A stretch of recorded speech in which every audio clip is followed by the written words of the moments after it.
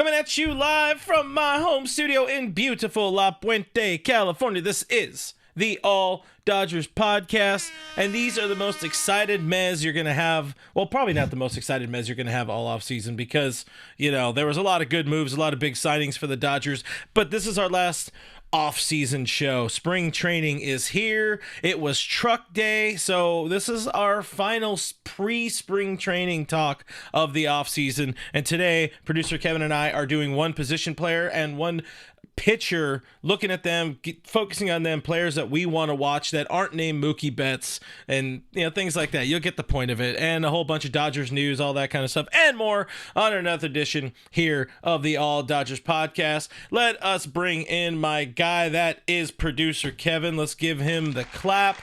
Guys, sound off in the comments. You don't like the clap? No. Okay. No, but the clap. It's a clap. It's nice. A round The of clap. applause. It's the clap. I don't want the clap. Anyway, moving on. Coward. Guys, sound off in the comments below. Let us know where you're representing your Dodgers fandom tonight. I already see Nicholas talking about Truck Day, and again, that is a very this is it's like if you saw Santa in the sky or something like that, but it's just a truck creating traffic and all that kind of stuff. But equipment is heading over to Camelback Ranch, where a bunch of Dodgers players are already at. So it's real. It's real. We're finally ready to watch this somewhat new look Dodgers team, this squad, go out there and do some stuff, put in some work, and hopefully bring back another piece of metal known as the World Series trophy, the Commissioner's Trophy. Doom Sal is in the chat. What's going on, Mike? Good to see ya. Ibe Stroking, Kenny Chung, Denny Cortez, Swelling Sausage into house. Appreciate you guys hanging out with us. Friends of the stream being here on this Thirsty Thursday, and I am getting football ready. I'm having a drink here on this Thirsty Thursday. The foosball. I hear it's for the devil. It's for the devil. Oh, you know what I didn't do? I didn't push this button. Now people aren't going to know who we are, but no idea. We'll throw that out there right now.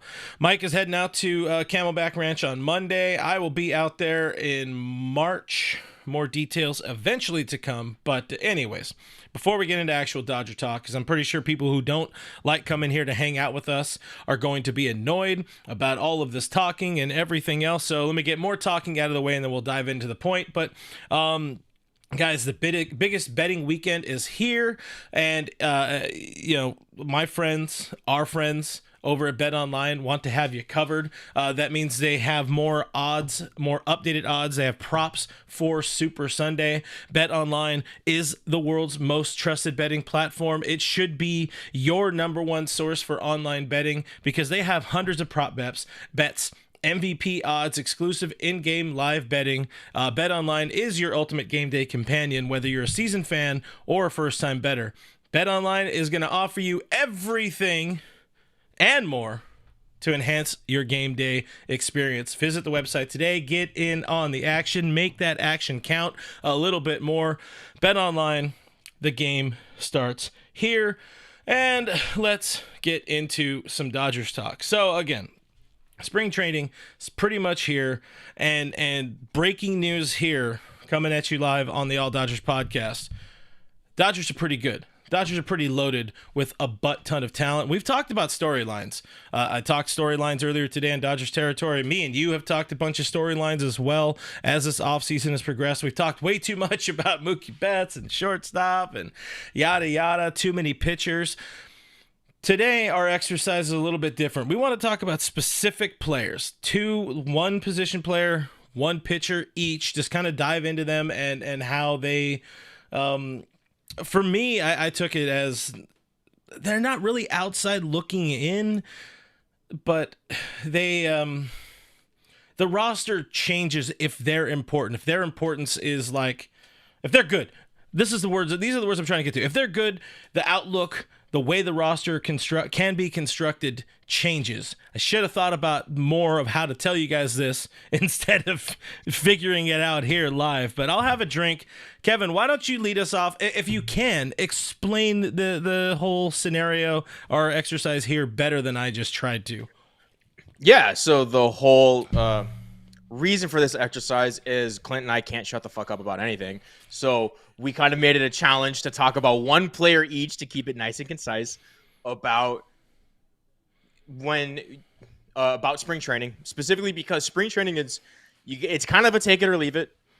There's not a lot to glean from it, but every year there are a handful of players that it does mean a little bit something extra for whether it's for the organization or for themselves, coming back from injuries or what have you. So you want to see how they mesh with the team, what certain things look like. So that's the whole point of this, is to key in on a couple players where this spring training means maybe a little bit extra for them in this organization, or specifically about how the organization views them. Because what the organization does with them in spring training will kind of tell you a little bit about where they kind of rank them in the hierarchy of relevancy on the team. Yeah.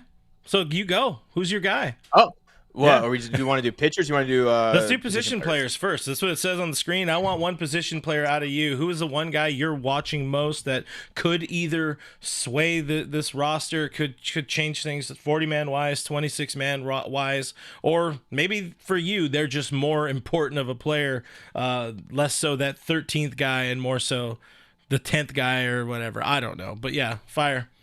My guy's Hyeseong Kim. I don't know if that's the obvious choice, but it's certainly, in my opinion, he's pretty high up there. The things I'm really looking for, because it's his first time in the States, it's his first time facing this type of competition. I know he saw a little bit of it in the WBC, but this is the first time he's going to see potentially high-level prospects, actual major league starters. Will he look overmatched by velocity? That is the one thing that I am looking for. Is he someone that's going to shy away from it? He won't swing the bat at all. If somebody throws, if he sees no spin, is he just not going to swing? Stay away from high velocity. Or will he swing straight through it? Those are some things that I'm looking for specifically for him.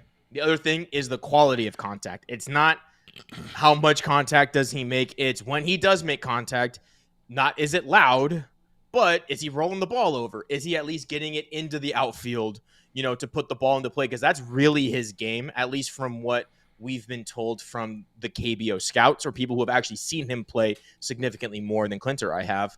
It's, he's someone who gets on base. He's a threat on the base paths. He just needs to get to first. Yeah. So is he putting the ball into play, or even if it's a line drive, but it's right at the right fielder?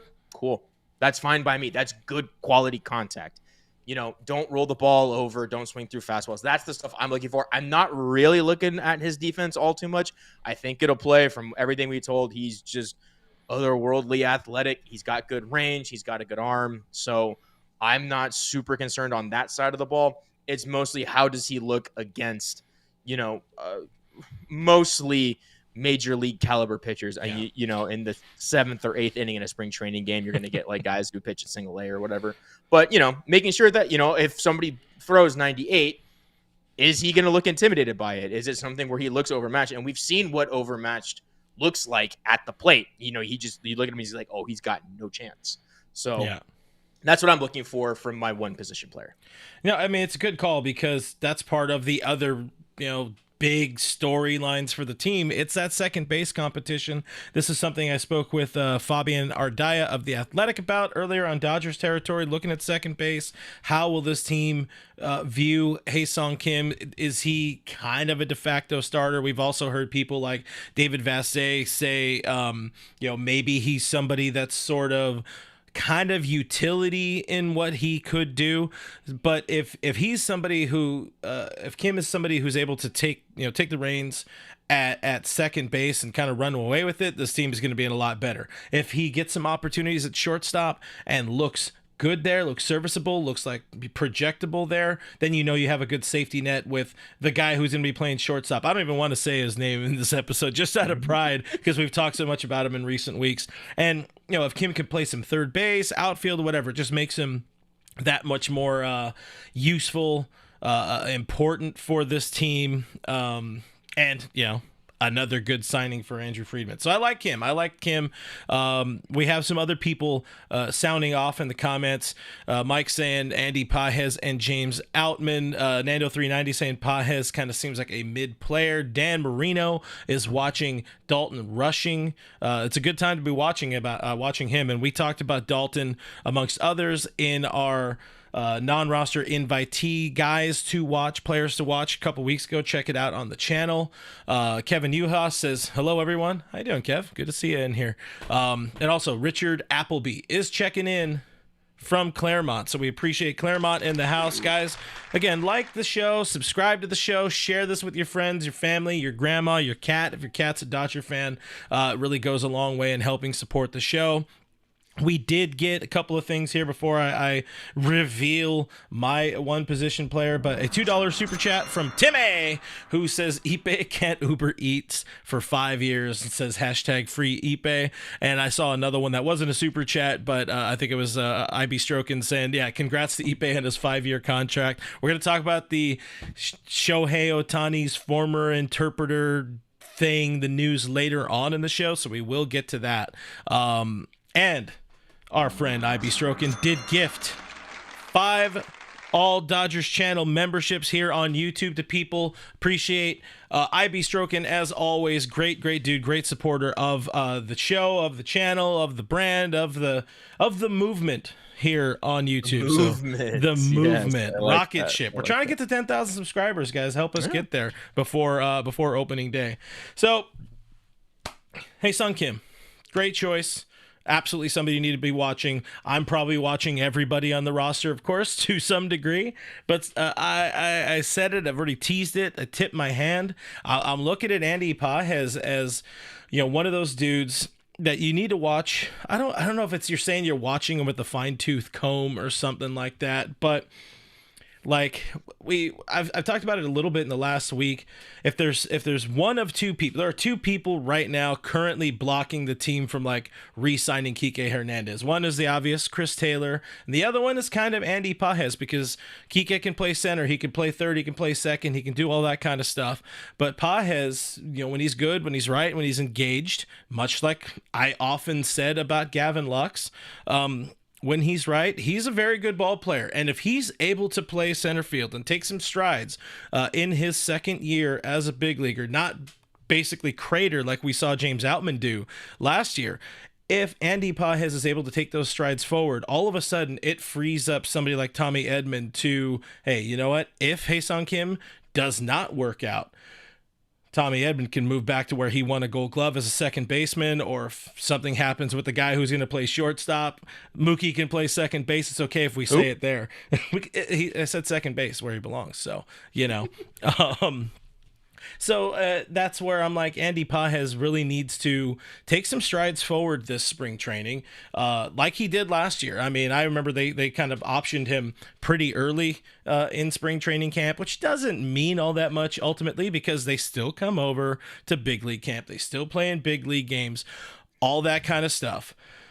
But if he takes those strides forward, if the defense is better and he crushes lefties, if he can be maybe not as drastic in his splits, I think it just opens up a whole like array of opportunities for Dave Roberts and the Dodgers and Tommy Edman to do some things like he said at FanFest. He's going to be at his best when his most valuable when he's moving around. So that's what I'm hoping. I'm hoping to see Andy Pages take some steps forward with the glove, with the bat. Mainly with the glove, though. That's the thing, because if he's going to be in center field, he's got to pick up a lot of the I guess scraps that you might not be getting with Conforto and Tasker Hernandez, flanking him out there. So the outfield could be a little iffy if Pages doesn't work out. But thoughts on my guy I'm watching? Yeah, just to kind of show everybody how the sausage is made, peel back the curtains. We decided on one person each, but I did 2 each just to make sure there was no overlap. Andy Pages was my second position player, and I agree with a lot of what you said. For me, specifically with Pages looking at his defense. Yeah. Does that first step improve? Can he keep the ball from going over his head? Because that was kind of an issue, where he'd step forward and all of a sudden he's like racing back to try and catch a ball. You're right with Teoscar and Conforto. Those are kind of limited guys. We know Pages is athletic, but he is going to have to cover a little bit more ground. The other thing I'm watching for is contact quality against right-handed pitching. We know he mashes lefties. You mentioned he mashes lefties. Hey, man, you don't got to be a righty killer. You don't got to send the ball, 400 feet against right-handed pitching, but can you at least put the ball in play? Yeah. Can you not be a zero against right-handed pitching? I think those are some things that he could improve on, just sacrifice a little bit of that power or a lot of that power even for contact against right-handed pitching and improve on defense. Those are the notes I had on Pages, because he is definitely somebody that, depending on how he performs, could definitely indicate or sway this organization one way or another with who ends up on that starting day, that opening day roster this year. He's got options still, so they could just leave him in the minor leagues for a whole year if he just doesn't figure it out. I'm not saying he won't, but that's just a guy who gives the organization flexibility and also has like obvious rooms for improvement. Like we don't mention guys like Chris Taylor because we kind of know what Chris Taylor is already. You know what I mean? Same with Michael Conforto, same with Teoscar. Like these are the guys that we know what they are. Andy Pages still has room for improvement, so that's why he's getting mentioned. Scotty G in the chat, what's up, man? Good to see you as always. What's going on, Scott? Well, we got to get Scott on the channel again soon too. We haven't talked in what feels like a way too long. He hasn't been on the channel, so we'll start cooking up some content. I'm assuming Scotty and Blake are going live later on Dodger Blues, so if they are, do tube in and check that out. If you guys haven't had enough Dodgers talk with us today. 917 OPS versus left-handed pitchers was Andy Pages last year. That is an all-star quality of OPS. 647 against right-handed. It's quite bad, and that's basically at a point where it's unplayable. And if it is a platoon, that's fine. But like we've talked about a number of times, it's a different season. It's a different era of Dodger baseball where you can't really.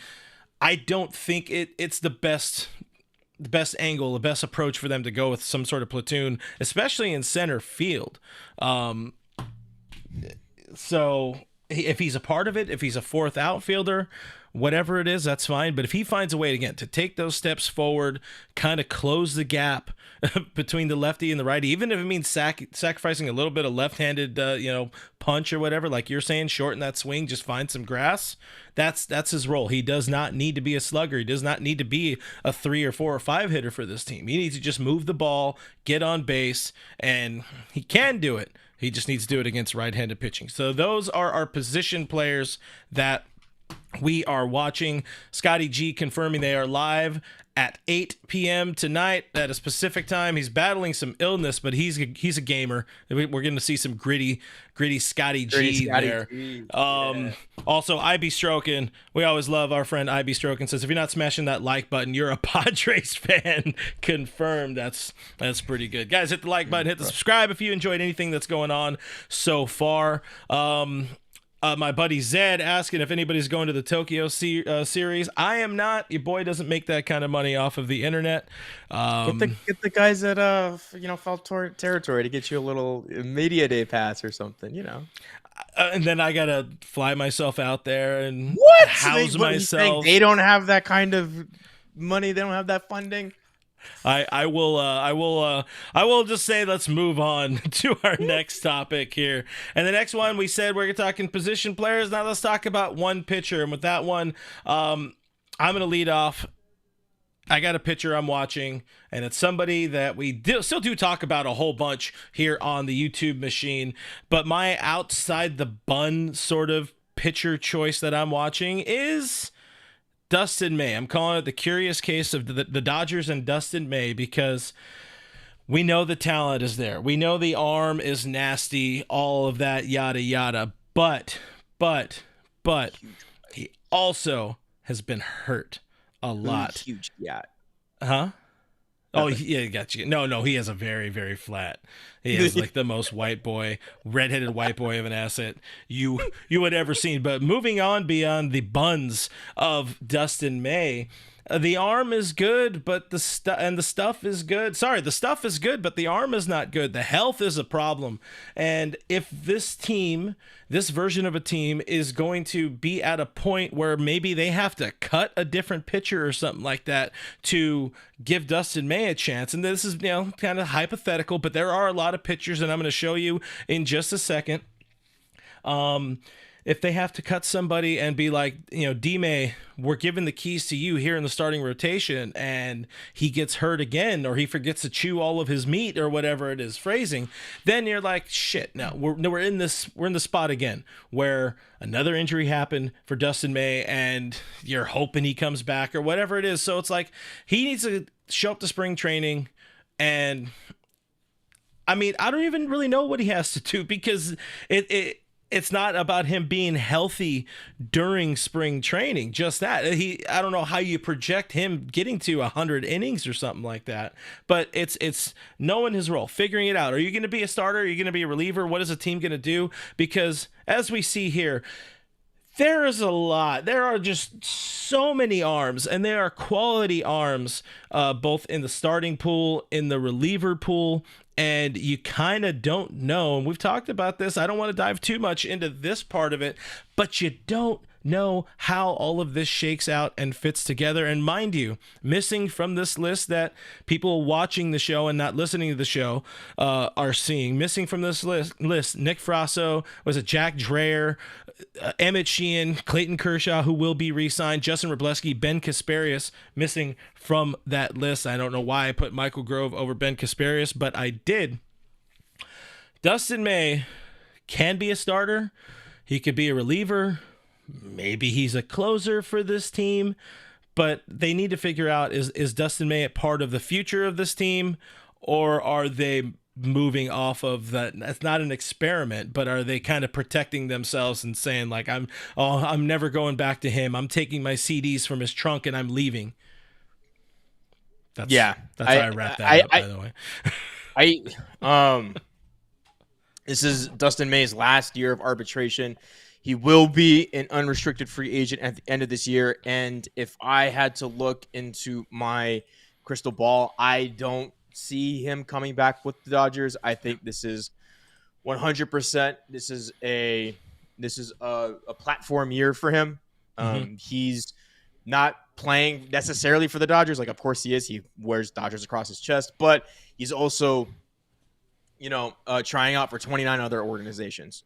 He's got to prove he can stay healthy on the mound and maybe get some of that swing and miss back if he can find it. Towards the injury, and even a little before then, he for as nasty as his stuff is, he doesn't produce as much swing and miss as you think he would. I don't know if he needs to scale back his velo and focus on movement. That might help him in the long run. Anyway, as Kenny Chung pointed out, his frame can't handle the violence that he has. That's true. So maybe by dialing back the velo, it keeps his arm a little healthier. Maybe he focuses on movement, if that's a thing. So I don't know. I agree. I think Dustin May is certainly going to be an interesting player to watch this year, because he doesn't have any options left over. So it's not like he could just sit in AAA if he's not injured. They would have to do something with him if he's not healthy, or if he's not healthy, he goes on the IL. But if he's not performing, or he's not kind of building himself back up, hard conversations will need to be had. Yeah, that's a good way of saying it. Difficult conversations, hard conversations are going to be ahead either way for this team, and D-May could be part of that mix just because, again, he has never been somebody this club can rely on, and now more than ever, the importance of having some reliable bodies around when everybody fell apart last year. Like, I'm sorry, dude. somebody, who is it? Where'd you go? There you go. Nando 390, like might be a good bullpen secret weapon, but I'll go back to this screen. It's like there's still Kevin forgot the team signed Kirby Yates, despite us doing like 3 shows about Kirby Yates in the last couple of weeks. And that's easy to forget, to be honest, because there's so much talent. I mean, outside looking in here on the reliever side of things, Edgardo Henriquez, again, no Ben Casparius on this list. Bobby Miller, what do you do with Bobby Miller, Landon Knack, all that kind of stuff? We know there's going to be injuries on the reliever side of things. If D-May can be a quality back end short burst reliever, and that's his ticket to staying in the league, and like you're kind of alluding to, proving to the 29 other teams that I am the real deal and I can get this job done. I'm not trying to go out there and stretch it to 5 or 6 innings. Give me 1 or 2, let it eat, and then, well, if you're going to eat, at least chew your meat again. Chew your food. And then, move on. Like, figure it out from there or whatever. I can't figure out how to punch this point, better or whatever. But the point is, I'm watching Dustin May. That's what I'm saying here. Earlier, by the way, 499 super chat from our friend Richie Flores. Richard says, because it says Richard Flores, in case people don't realize that that's what I'm talking about. He says, I think Andy Pages and Mookie's defense is fantastic. Sincerely, Aaron Judge, F the Dodger Stadium parking lot. Aaron Judge should think their defense is fantastic. Andy Pages made his plays in center field during the World Series, and who didn't? Aaron Judge. Anyway, moving on. Oh, Kevin Uhas. We got a $20 super chat from our friend Kevin Uhas. This is, like these videos, subscribe to the channel, and join us on Discord. He has met some amazing people in there. Also, Pajes isn't that bad. Guys, we haven't done the proper plug yet, but if you're looking for a different way to support this show and also join a great community of Dodgers fans online through our Discord, please check out patreon.com/realfrg, or click the join button here on YouTube. I have a thing. Links are in the description. It's $5 a month to help support the show, but you also get access to our Discord, where everybody's talking about Dodger baseball and life and things, all that kind of stuff online all the time. So do check it out. Again, links are in the description below in this video. If you like it, cool. If you don't, sign up for a month and then you could cancel. I think that's how it works. But anyways, Kevin, what do you have as your pitcher to watch this spring? This is someone that has been divisive as of late, but it's got to be Bobby Miller. It has to be Bobby Miller. Big game Bob. Big game Bobbert. Look, the talent is too good to believe he was as bad as he was last year. This is really a make or break year for him. He still has plenty of team control. He's 26 years old, but if he wants to really start gaining his foothold in MLB and start cementing him in a really packed rotation, it's got to start now. And we know this stuff is nasty. It's absolutely filthy. But a couple of things that I'm specifically looking for is, can he land his secondary pitches for strikes? Can he make batters respect specifically his changeup for strikes? Major league hitters can time up a fastball. That's not difficult to do. We saw this with Yamamoto throughout all of last year when he hadn't found that curveball yet against left-handed batters and he wasn't landing his splitter. Guys were just teeing off on his four-seam fastball because it was a very straight fastball, even if it was 96, 97. Same with Bobby Miller. Bobby Miller's fastball, it's up there, but it's straight. And if anybody can just sit on it and just wait for it, they're going to crush it. So for me, it's got to be landing his secondaries for strikes, specifically his changeup. If he can land his slider, that would be nice. His curveball, he's always kind of had, but I don't know if it's something he can show too often, just because that's just the nature of curveballs. What might need to happen, and this is something where maybe Blake Snell helps him with this, is he simplifies his pitch mix. Go and just do 3 really good pitches figure them out, find a good, way to attack hitters with those 3 pitches. What's your setup? What's your punch pitch? Figure that out, and then you can expand from there. Blake Snell's nasty because his stuff is nasty. He's not afraid to throw it. Yeah. Bobby Miller kind of needs to sit in that same zone. Your stuff is nasty, but don't get too big. Keep it small, keep it simple, and let your stuff speak for itself. Yeah, I mean, I don't think he's going to be as bad as last year. I don't know if he's necessarily as good as his rookie season, because that was like the stuff there was disgusting, but he's someone that I'm going to be looking at carefully for what does he look like on the mound. Stats be damned. I don't care if he gives up 1 million home runs. Is that changeup landing? Is he able to at least get a batter looking on like an early count slider? You know what I'm saying? Yeah. So that's what I'm looking for from Bobby Miller. And consistency. We heard a lot from prospects experts about the difficulties he had. He was dominant throwing out of a stretch, but then you get some runners on, out of a windup, and then coming out of a stretch, the stuff was worse. Kind of redefining that, getting better at that. Maybe that helps with what you're saying, kind of eliminating way too many pitches that he has. You could try to mix in other things here and there. I mean, some of the best in the world have gotten away with having 1 or 2 pitches throughout their career.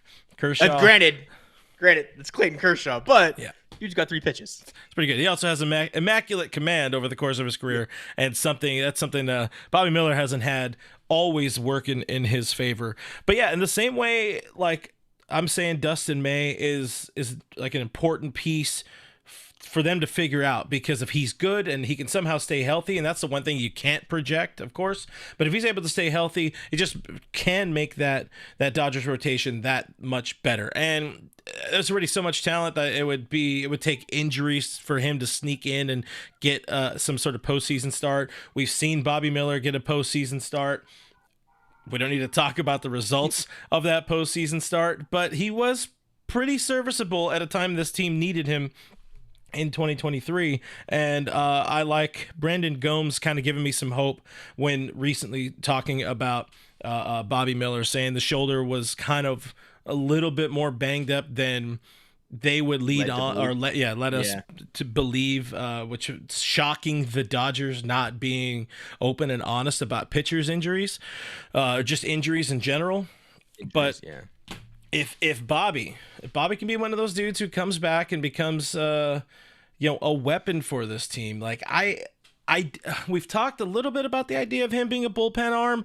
I don't see that future for him, but I do see a future of not everybody's going to be healthy to start the season, and he's going to have to pitch some meaningful innings at some point. He's going to have to pitch some meaningful innings. He's going to need to stay healthy, and he's going to need to be ready to kind of ride that AAA Express a few times here and there, because he's one of the guys who can. As for Dustin May, not in that same, I don't think he has that same luxury. Same with Tony, I think, does not have that same luxury. So, Bobby along with Len. Gonsolin has one more option. Ooh. That might really, really work against Tony Gonsolin.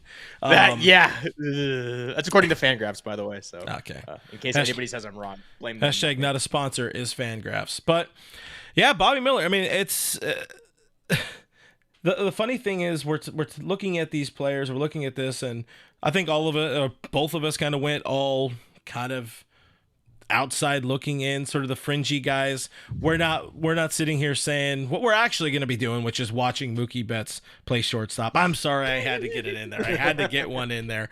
We're not talking about Shohei in this situation because, yeah, of course, the world's watching Shohei, but looking at those final 2 or 3 spots in the roster, and those are the important things that kind of, these guys in particular, shape a lot more than just that final roster spot. This isn't like, if Anthony Banda flames out this year, it's not that huge of a deal because you could plug somebody else in there. But if Dustin May doesn't flame out, now you have another tough conversation, whether it be with him or somebody else.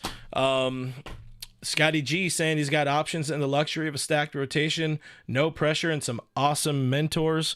By the way, I was trying to find the whole thing where Blake Snell said he was going to mentor Bobby Miller. Yeah. I didn't see the quote anywhere. I don't know what he said or I know where he said it. It was at FanFest, but I don't know what exactly he said. Not that it's important, but I mean, Blake Snell, if I'm talking to Blake Snell about something as Bobby Miller, it's some of them brain gremlins too, because Blake Snell's been through some shit in his career. He won a Cy Young and then went out and posted a 4.5 ERA, and people are saying, oh, Blake Snell is done, he's trash, all this kind of stuff. All he wants to do is play video games. Getting a little bit of brain help, maybe that goes and helps Bobby Miller also. Yeah, I'm glad, like you said, Blake Snell's around. I not even low-key, high-key wish Buehler was still around, because I think there are parallels that each player is kind of going down right now. I think you got guys who want to rely on their four-seam fastball, but probably can't at this point, unless Bobby Miller picks up some insane spin and IVB that he just doesn't have right now. But you see Buehler getting it done with his secondary stuff and still having that FU mentality on the mound. I think that's something that Bobby Miller definitely has and can have, but he needs to find it. And Blake Snell has been through it. He's been doubted a lot in his career, specifically with innings limits and protecting his arm. But also he also gets it done with nasty stuff, but without giving up home runs, which is something that we know plagues Bobby Miller, because when he does give up a home run, everything just kind of unravels really fast.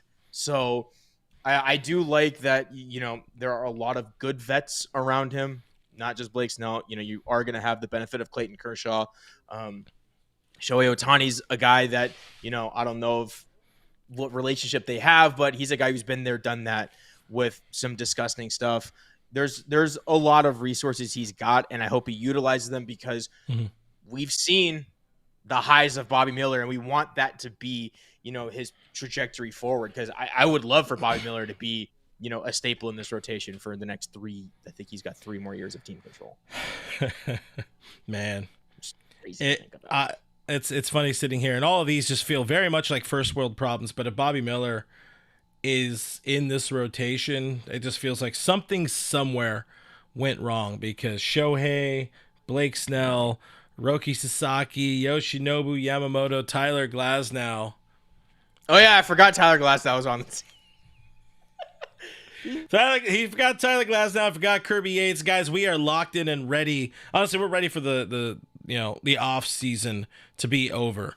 So, quickly, I do want to pause here and tell you guys about something that is near and dear to my heart. I don't know if it's near and dear, but I do want to tell you guys about Underdog Fantasy. It's the easiest place to play all your fantasy sports, and it's now proudly helping support us here at the All Dodgers Podcast. If you want to make some picks on your favorite sports, Underdog Fantasy offers a unique approach to fantasy sports with a simple pick'em style format, so it's easy for idiots like me, provided I don't make the picks that I made last Thursday. I will say, we're talking in the chat right now about some of our All Dodgers Discord community people meeting up and doing games together and stuff like that. We've also talked about doing a fantasy baseball league.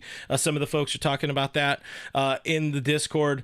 I want to hopefully see some of us playing some games and doing some stuff here on Underdog Fantasy as well, because I think it's a pretty easy opportunity for people to collaborate and have a good time watching baseball. But anyways, point is, let me tell you how it works. You just pick higher or lower between 2 and 8 players, and you can win up to 325 times your entry. That there on the screen says 100x.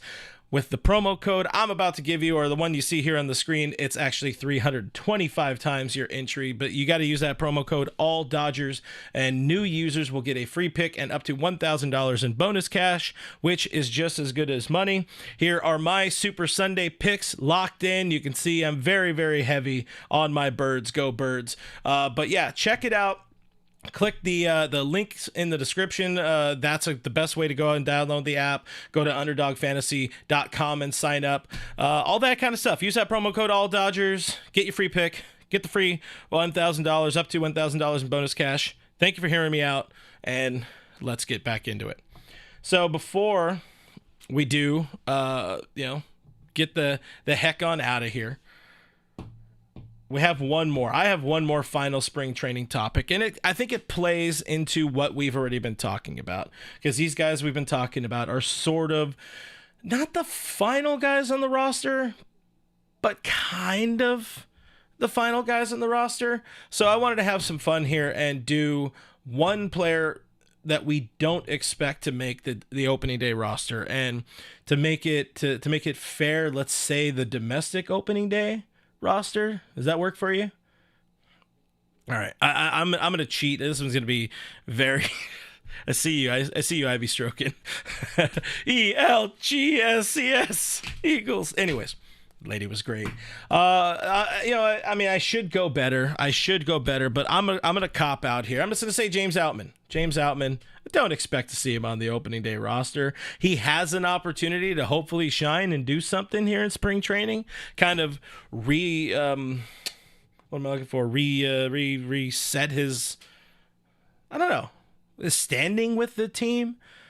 But the same, like we were just talking about pitching, in the same breath, if James Outman is getting meaningful reps for this team in center field or wherever, I feel like something somewhere went wrong. There's an injury somewhere or something like that. But anyways, who's one player you have that you don't expect to be on the opening day roster? You are muted, by the way, Chief, or off, or I can't hear you. Something like that. Almost there. Guys, I will do a dance, or I'll do an impression. Nope. I got nada, and I don't think it's me. Kevin Newhouse talking about James Outman's fall from grace.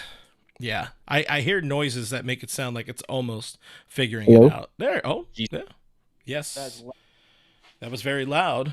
Yeah, there we go. That better? Hey, he's back. I think I need a new cord. I think my cord's crapping out on me. If we're looking at non-injuries, we had Tony Gonsolin last year just like die apparently. I'm gonna cop out a little bit, and I'm gonna say Hyeseong Kim. Despite him being my guy to watch in spring training, I don't know if he cracks the opening day roster. There is a significant difference between KBO and MLB pitching. Not to mention, if you look at the most recent group of players or position players to come over, Hyeseong Kim, Jung-Hoo Lee, the former two are much better hitters, and they still struggled at points. Jung-Hoo Lee came out, he started out fairly well. Then he got injured, so I guess the jury's still out on him. But Hyeseong Kim took a little while, and then he effectively became a league average bat. With Hyeseong Kim, he doesn't profile as well as either of those guys, so I wouldn't be shocked if we see him in spring training and he is overmatched by velocity, and they're just like, hey man, get a little bit of seasoning at the AAA level. Just go face some guys that get used to this. And then we'll bring you back up if there's an injury or when the time is right. So the one guy that if he's off the roster, I think they baked that clause into his contract for a reason. I don't think that was just happens. This organization doesn't do things by mistake. They're very deliberate in their actions, and I think that was something that's very deliberate. I do think they expect growing pains, and that's not a knock against Hyeseong Kim at all. That's just, it's a tough league to play in, and he's young enough to still grow into being a good hitter. But if we're being honest, his ceiling is probably just like a slightly above league average hitter. Yeah, and I think it's going to take some time for him to reach that spot. No, you said it's kind of a cop-out. I don't think that's a cop-out at all, because I think there are some people who have kind of viewed Kim as, I wouldn't say the de facto starting second baseman. He won't even be there on Tokyo opening day. He probably will not be starting because it will be a lefty on the mound. But, well, provided Imanaga stays healthy during the spring and all that kind of stuff. And Justin Steele might be the second guy. So that'd be Justin Steele as well. So yeah, it's a strong likelihood they face a lefty. The where I can see the Kim factor being a thing, or him being potentially kind of the odd man out, as I stick to what the thumbnail of this video is, outside looking in. If it is Kim, I think it's because they re-signed Kike Hernandez something like that. That's absolutely something that plays a factor. I was just trying to do it based off Kim's merits alone. Yeah, and I get it. There's the whole Kike thing, which we don't know how they open up a spot for Kike. We have no idea. It could be a Chris Taylor trade. We talked a little bit about, whether or not they want to just keep him in the organization to reach that 10-year of service time. Not gonna happen. Not gonna happen. I don't know. I'm gonna say no. They did it for Nick Ahmed.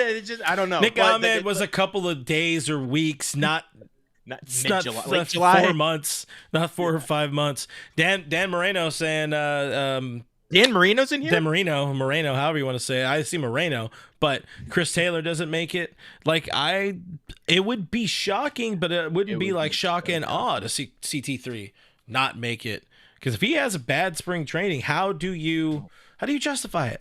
How do you justify it with all the talent? They just don't do that to their guys. Like yes, talent-wise, he doesn't belong anywhere near this roster. Cody Bellinger's calling real quick. Well, yeah. Well, they at least they don't let him do get on that to the their guys roster. They let him get to the postseason roster. Yeah, that's different. Also, because as great as Cody is, he was only around for 4 years. Chris Taylor's been around since 2015, 16. It's been a minute. It has been a minute. This is his 9th year with the organization, 9th season with the organization. Oh my God, it's a long time. But yeah, talent-wise, he doesn't belong anywhere near this roster. Sorry to say, but good dude. It's a good dude, great dude. But this organization doesn't really, they treat their own well. It's why they attract free agents as well as they do. And I would be shocked. If they just cut him loose. If they were to trade him, I'm sure there's going to be stipulations, or they're going to trade him to an organization that will actually use him for an entire year. I don't know what that looks like. I don't know what team that would be. But I would just be shocked if they just outrighted him. That doesn't seem like something this team does. Yeah, I mean, initially I was going to have this thing be like wild trades we could have possibly see. Oh, we can still do that. Well, not right now. It's I wanted to keep today shorter and sweeter, but still, there are the potential. There's a potential for some blockbusters, or just we'll call it like the Reds trade, where they traded Kemp and Puig and Alex Wood and Kyle Farmer, mainly as a salary dump, but also to clear up some roster space, which I think it was almost 99%. Freeing up some roster, or freeing up money. There it is. Salary dump. That's shit I said before. Anyways, I don't. I would not be. I would be surprised. I would be shocked, but not surprised if Chris Taylor is cut or part of a insane trade like that. But anyways, I could see a trade, but. Moving on, we did have a super chat from our friend again, Richard Flores. Thank you very much. $4.99 super chat says, "What's more likely, May staying off the IL, Bobby Miller pulling his head out of his ass, or Kevin doing something with his kitchen?" F the Ghost Runner. It's clean. There's no dishes. What do you mean? We already did something with it. People expect perfectly just all empty counter space. I think that's what it is. So you got to put away the soda bullet. People don't use their kitchens. Yeah. They don't use their kitchens. That's their problem. We order Uber Eats from Ippei. He can't do it anymore. He can't. I don't know if jail does. Aaron Edick, by the way, saying, "Sorry, FRG, the Chiefs are three-peating." No, I can't imagine anybody wanting that. Nobody wants that. Zero people that want that. Not a soul on this planet. Denny Cortez. Oh, there's a football game at the Kendrick Lamar concert. I am looking forward to. Honestly, true. I have very little interest in the big game, as they call it. The big game. I think I got a little bit of an interest. Should I just wear just this though? Be like Rob Lowe? Yeah. Go. We need a baseball one. We just need the MLB one. Go. That's team. My favorite hat of all time. Timmy says my goat can't Uber for 5 years. Should we talk about that? Let's. We got a little bit of Dodgers news dump. Let's just talk about the Ippei thing and get out of here. Do you want to tell people about what happened with Shohei's former friend Ippei Mizuhara today? Yes, he was sentenced to just under 5 years in prison. I'm not too familiar on the details. I don't know what parole or good behavior or, hey, man, just stay away from the bookies looks like. The expectation is that after he has served his time, repaid his debt to society, but not to Shohei, he will get deported. He is not, I believe he's like a working national, but he is not a citizen. So they can still give him yield boot to the homeland. So, and I can say all of this because I'm Japanese. So everybody can. Yeah, exactly. It's okay for you to be, gently. It's not even racist. It's just. This is the truth. I don't even know. I don't think it's a motherland or a fatherland. It's just the homeland. But the important thing is the Ippei thing is done. It's that's over. like the biggest. It's over. It's That's over. it. Looks like we made it. That's all I got. This is where we're at, guys. It's over. It's done. I was thinking more Frodo. It's over. I don't watch things. I don't watch movies. Oh, yeah, you do. I don't read movies.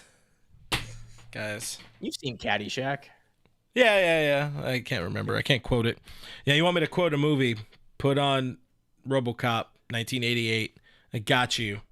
Front to back, back to front. Dead or alive, you're coming with me. Not have Ed Harris in it. No. Right, Ed Harris in that one. It had Kurtwood Smith though. It's the big mean bad guy. Oh, it's Peter Weller. Yeah, Peter Weller. I met Peter Weller, by the way, and he is a very large man and a nice fella. And we ate at the same pasta place in Hollywood one time. That's the end of my story. Does Kurtwood Smith ever reference foots and asses or anything like that? No. He does say "bitches leave," and that was a good line. So, guys, you can see the point. You can see I'm exhausted. I am bored of off-season talk, and this is on the heels of an off-season where the Dodgers got fucking everything they wanted. You got Roki Sasaki. They re-signed Blake Trinan. You extend Tommy Edman. You add Blake Snell, somebody I've been barking about for the last two, or at least I was talking a whole bunch about him at this point a year ago in the offseason. What else? Kirby Yates, come on down. Hyeseong Kim, come on down. You're a Los Angeles Dodger. Tanner Scott, the actual reliever. Tanner Scott. Just get us there. Get us. I want to hear Dave. Thank you, Victor. Says I'd buy that for $1. I can't wait for Dave's first. It's gonna be like sweet music to my ears. I liked him in that spot there. It's like the matchup. I like the compete. Oh, I like God. I like the compete. I like the head. I like the fingers. Give me some Dave. Give me some Dave-isms. You know Dave? Good close personal friend, Dave Roberts. He said he will say I like the fingers. He's putting down the fingers. Back when they actually used to call a game and not push a button. Listen. Denny Cortez, I'm sick of waiting. Let's fucking go Dodgers, or let's go fucking Dodgers, or whatever. Let's go fucking Dodgers. That one, or let's go Fire Department, because the whole thing. Yeah, guys, anyways, we did it. Woo! They had a concert about it and everything. The point is, baseball's here, guys. Thank you for hanging out with us. If you did, there it is. Scotty G signing us off. I'm a huge compete guy. I like to compete. I like the stuff. I'm telling you, he says I like the fingers. I got to find that quote for you. It's out there, guys. He's talking about Austin Barnes. He talks about a lot of people that way. He probably has. You probably find a Hunter Fedusha game out there with Dave saying that. No, maybe you couldn't. Okay, I take it back. I take it back. As soon as I said it, I take it back. I know some people are going to be annoyed at us having fun, but sometimes it's okay for us to have a little bit of fun here on the YouTube. It doesn't always have to be the most perfect, tight show. If you guys want more fun, go ahead. If you ever needed a reason to watch DB, he's gonna ask what their favorite Davisms are. I need the report on that. I need a report on that on my desk Monday morning. There's some good ones out there. I'm gonna tube in for that. I gotta find it, because it might be the fingers. It might be the fingers from Dave. I have to find it. I need that clip.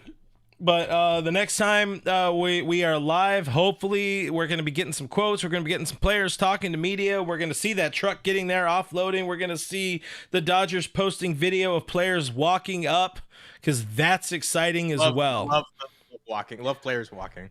And almost as much as I like them pimping homers. And you get to judge them a little bit based on when they're arriving. If like the daylight is out, you're like, Kirsch is rolling up midday. You had to put the kids. You had to take the kids to school or something. And you're like, there's also a chance, much to the chagrin of Nando 390. There's also a chance the next time we're live, there's Clayton Kershaw news. So, all of that said, gang, thank you for watching. Thank you for listening. Appreciate you guys tubing in here on this Thirsty Thursday edition of the All Dodgers podcast. Thank you for the comments, the questions, hanging out with us in the chat. And thank you so much for the super chats as well. You guys are awesome. Again, make sure you guys go tune in. Dodger Blue here on the YouTube. Our friend Scott will be live with Blake in a little while, and I'm sure Blake's going to be talking about that Death Star giveaway they're doing at Dodger Stadium. It's cool. It's a banger. It's a banger. I'm pretty sure Mrs. FRG is going to want to go. That thing is so funny. Listen, the whole 3-game series against the Padres is the best one. But anyways, thank you to our channel members, our supporters on Patreon for helping us continue to bring you this show, the best content possible, or sometimes whatever this was. If you liked it, cool. If you didn't, cool. If you are looking for a different way to support me, support Kevin, help support the channel and all that kind of stuff, support independent Dodgers coverage, check out patreon.com/realfrg or click the join button here on YouTube.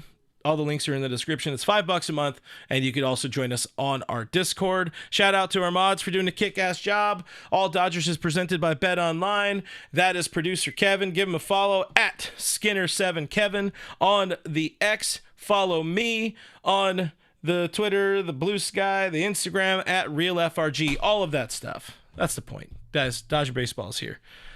Bye.